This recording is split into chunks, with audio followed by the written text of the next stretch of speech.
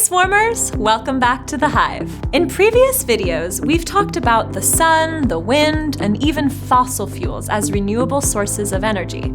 Today, we're talking about water. Humans have been harnessing the power of water, or hydropower, through water wheels and turbines for centuries, dating all the way back to the ancient Greeks, Chinese, Romans, and Asian Indians, who used water power to pound grains and power irrigation systems. Part of the beauty of hydropower is in its simplicity. Falling water is channeled through water turbines. The pressure of the water causes the turbine blades to rotate a shaft to drive an electrical generator, converting the motion into electrical energy. See? Simple. You might be wondering, can something so simple actually be scaled to harness a meaningful amount of energy for use? The answer is yes, absolutely, and it's already happening. The Hoover Dam is just one example, and it provides 4 billion kilowatt hours of power each year, which serves 1.3 million people across Nevada, Arizona, and California. How does a dam fit in? A dam is a large, man-made structure built to contain a body of water. Once a dam is built, an artificial man-made lake is created behind the dam. Hydroelectric power is produced as water passes through and into a river below. The more water that passes through a dam, the more energy is produced. Dams allow for controlled production of the renewable energy from water. Dams also control water flow to regulate flooding and divert water for irrigation in different places. Did you know that every U.S. state has hydropower facilities? Hydroelectric power is a domestic source of energy, allowing each state to produce their own energy without being reliant on international fuel sources. In 1940, hydropower accounted for 40% of electrical generation in the United States.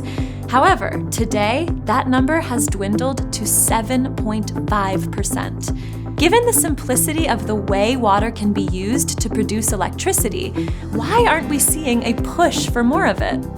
There are, in fact, more hydroelectric projects in the works, as many as 3,700 in the developing world. But, unfortunately, building hydroelectric dams is not a cut and dry, black and white, simple solution for providing renewable energy. According to recent studies, more than 90% of dams built since the 1930s were more expensive than anticipated.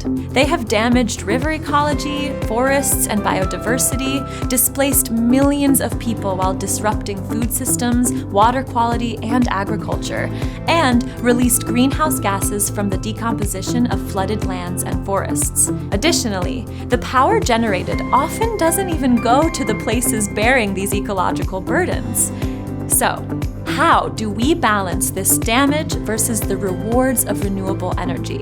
One solution is, rather than building new projects, instead focusing on renovating already existing hydroelectric dams. There is an estimated 12,000 megawatts of electrical potential sitting in dams, which simply do not have hydroelectricity generators. Sites like the Bonneville Dam on the Columbia River have added fish ladders, and the Safe Harbor Dam on the Susquehanna River has elevators to ensure that migrating fish, like salmon, can get where they need to be without being trapped up by the dam. Currently, there are more than 57,000 large dams in existence worldwide for drinking water, flood control, hydropower, irrigation, navigation, and water storage. How many of these can be upgraded for efficiency and environmental sustainability? And if not, how many can be decommissioned and returned to the natural state of the local ecology? Additionally, any new projects need to be held to rigorous standards of transparency and accountability. The costs to humans and wildlife must be truly transparent before construction decisions are implemented. What do you think, Swarmers? Do the costs outweigh the benefits? Drop us a comment below, and don't forget to subscribe to the Swarm. We'll see you next time.